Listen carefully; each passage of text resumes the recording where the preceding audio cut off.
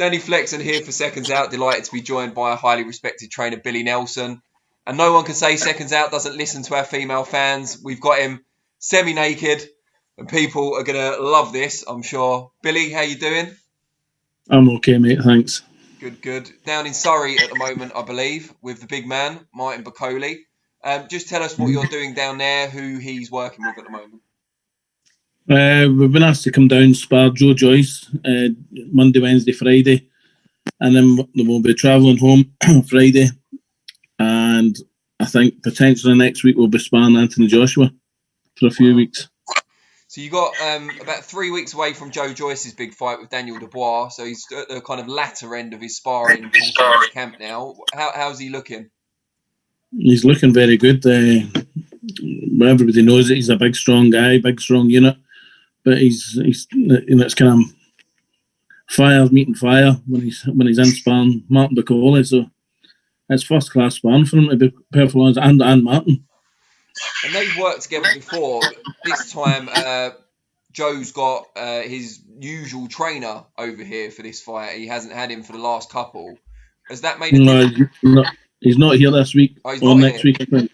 No, he's over in America doing something. I don't know. I think he might have a fight in America with an American. So he's had to go back and he's going to come back again. But have you noticed any change in Joe's style from the last time Martin sparred him? Not really, no. But he's I'd say he's a bit sharper this time than he was the last time. But then he's a few weeks ahead of Martin in his prep. How's Martin looking? Because obviously he's been out of the ring for a long time, COVID and everything else. Are you happy with where he is, considering how long he's been out? Well, we've been really stop-start the whole year. We were supposed to fight, and I think it was March, August, September, November. So it's a bloody shame for him because camps have started, we've travelled, we've stayed in hotels, we've done this, that, and the next thing. And there's been no end product, but we're fighting now on the 12th of December, so...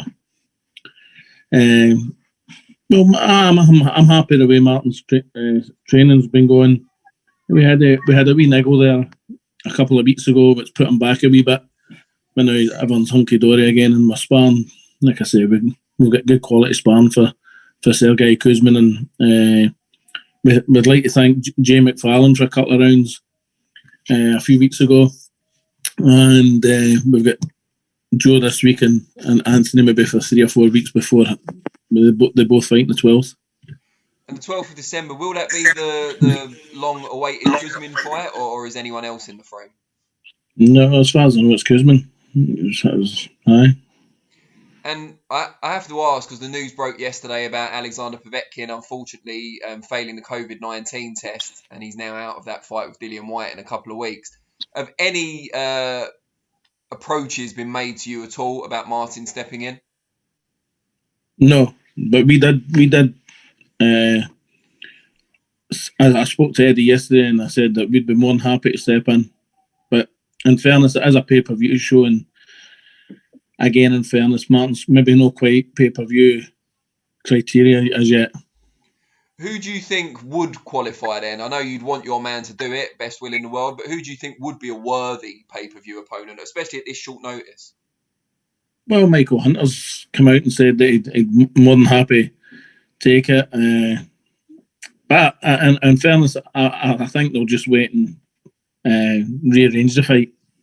I think they'll rearrange it because if Dillian Whyte were to lose against somebody in a few weeks' notice, he's right in the pecking order then, isn't he? So,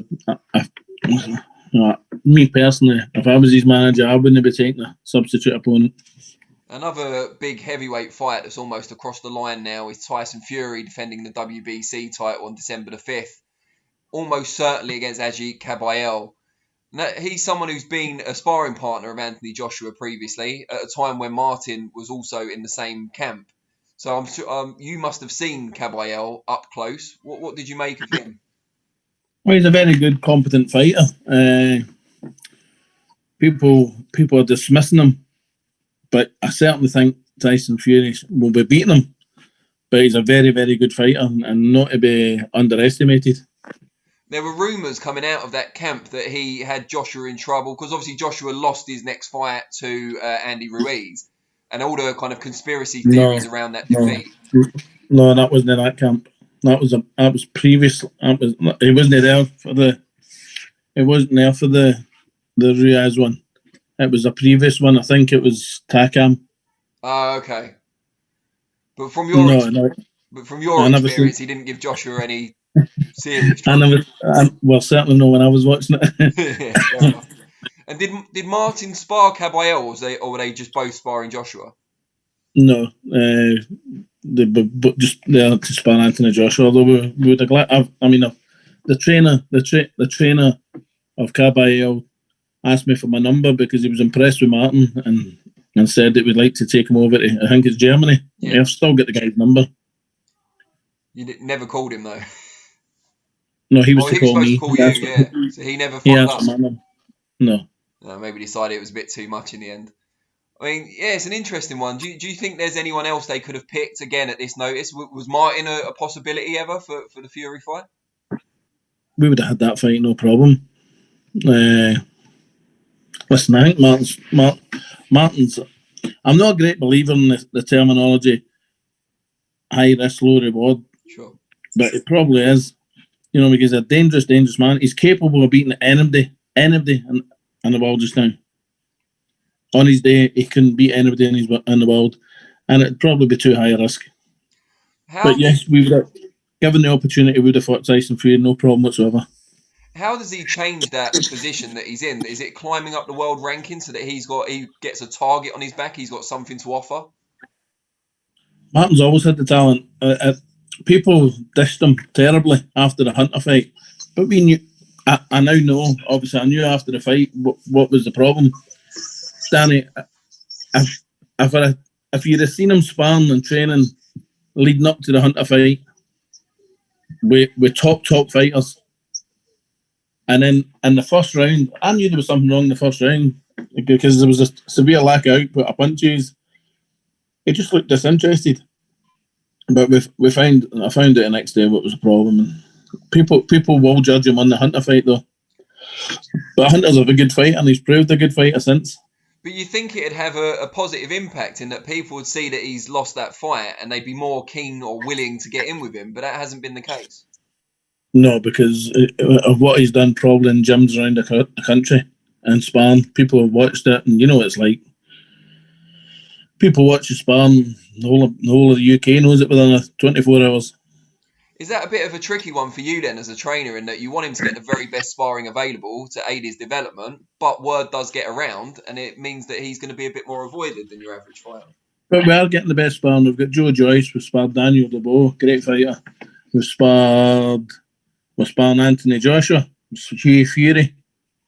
There's no much better than that. There's other guys below. I mean, certain people have asked to spar us and they've called off. I'm talking about top fighters. They've called off the night before we were to travel. You know what I mean? There's certain guys who not even spar us, let alone fighters. We're dropping names. I mean, guys fought recently has refused to fight twice. And listen, people say they look for opponents. We'll fight. Well, Martin gladly fight anybody. He would step in. He would have gladly fought Dave Allen. We asked for that. They said no. We said we'd fight Dillian Whyte. We've asked to fight Chisora. We've not got anywhere. So what can you do about that as trainer, manager? How can you get him into a position where he's not so avoided? Well, I'll leave it up to his promoter, Eddie Hearn, to get the right opponent at the right time. And we've got we have to focus on Kuzmin. Nothing else matters other than Kuzmin. And on the 12th of December, we beat him. We're in the top 12, 10, 12 in the world. And then we can move on and move forward next year. Is there anyone in particular, because you mentioned all the names you've called out, but is there anyone in particular you'd like him to fight that you think will get him where he needs to be? Dillian Whyte. I think it'd be a great fight. Dillian Whyte's a tough man. But he's the highest ranked guy out there, so that's who you aim for. Try and get his. Well, he's not. It's Povetkin now, obviously, but it'll still be a great fight. Before I let you go, as we're talking all things heavyweight, what did you make of Alexander Usyk against Derek Chisora the other night? Well, I personally had Usyk winning by 6 rounds. I don't see how anybody could think Derek won the fight. He just didn't do enough. There was if you watch the fight, there's a distinct lack of just jabbing and 1-2s for Derek. You know what I mean? Povetkin was making himself very small when he hit the ropes, and Derek was throwing the wild hooks over his head, and he was escaping quite easily. Although he did rough him up, and he did look uncomfortable at times, Usyk. But looking uncomfortable and being hurt is a different thing. Usyk's a clever fighter. How much effect will that cleverness, the mobility, the skills have when he starts fighting even bigger, better opponents at heavyweight? Well, the thing is, when he fights the likes of Tyson Fury, Dillian Whyte, Martin Bakole even, and Anthony Joshua, you know, these guys can cut off the ring better than Big Derek. They're more mobile. Their output of punches is more. They've got a jab. I mean, Tyson, he's got to get by Tyson Fury's jab or Martin Bakole's jab or Anthony Joshua's jab. You know what I mean? To land the shots. I mean, you could tell exactly when he was going to throw the left hand right hook all the time against Derek. Derek was returning his left hand very low, and he was quite that comfortable. He was inside his guard, inside his lead foot. He'd done it against Tony Bellew as well. Slowly but surely, he kept stepping over to his left. He was comfortable there, slipping the shot, left hand, right hook. Lovely to watch. But less of an impact, perhaps, like you said, that guys like Joshua, Fury, and so on, because they're better at cutting the ring off. They've got the range. They're better at cutting the ring off. The output of punches will put them under more pressure. I don't think they'll get off the ropes as easy. I certainly won't get out the corner as easy because they're big units. You know, they're big units. But he has got a fantastic skill set, so he has. But before the fight, I'd have said, yes, definitely, he's potentially win a world title. I'm not so sure now. Or he could win one, but I don't know if he'll hold it for a long time, unless he gets selected opponents. Good stuff. I just think he might be that wee bit too wee, and just lack that little bit of power. Brilliant. Well, appreciate the insight. I'll let you get back to it. You've got another big day of sparring this afternoon. Well, watching sparring in your case, obviously. But definitely. It's great. Really good sparring. Two big, fit, strong, powerful men, and really nice guys. You know, the two of them, two nicer guys you couldn't wish to meet. The quietest guys you'll ever meet.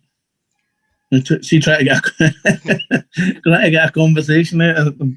Yeah, Joe's more of a gamer, isn't he, and an artist. He's not really a talker. That doesn't make him a bad person, does it? No, he's a fantastic fighter, isn't he? Big Martin Bakole, he's in there playing some bloody game on the... See, we came down to London yesterday morning, and he was playing this game on the phone. See the music for the phone? Yeah. It was doing my bolts in. By the time I got to Manchester, I swear to God. And I went for food. We went for Kongan food for myself last night. Well, last night. We left the hotel at 12:30 yesterday to go and get Kongan food. And on the sat-nav it says 18 miles. It took us 6.5 hours to get 18 miles and back. Jesus. 18 mile there, 18 back. Unbelievable, mate. How do people drive in London? This is why you moved. I'm at my wit's end. I was at my wit's end last night. I said, in future, just bring food down here. We'll bring our own beef mini fridge. Because Martin eats food cold anyway, so it doesn't bother him. Yeah, well, you're going into lockdown soon as well, so it makes sense if you bring your own, I think. Well, you're going into lockdown, of course, in Sheffield next week, but we're in a hotel next week. I don't know how it'll work. No one does at the moment. We're going to see, aren't we? But let's not. There is a Congolese restaurant in Sheffield. We found that last time. Whether it'll be open or not, I don't know. They'll probably still do takeaway and delivery, just not letting people sit down. That's all. I'll do them. You know me. I'm a wee bit more open at what I can eat, Danny. I'm a wee bit more open what I can eat. A packet of crisps and a can of juice, I'm happy. It's good to know. I don't want you to starve, Billy. No one wants you to starve. No. Fine physique, man here. That's one for the ladies. Oh, yes. All right, really appreciate it. Best of luck with the rest of the camp. And I'll probably speak to you before the Kuzmin fight anyway. But tell Martin we said hi and good luck. All the best, Danny. Thank you. Cheers, mate. Take care. Take care.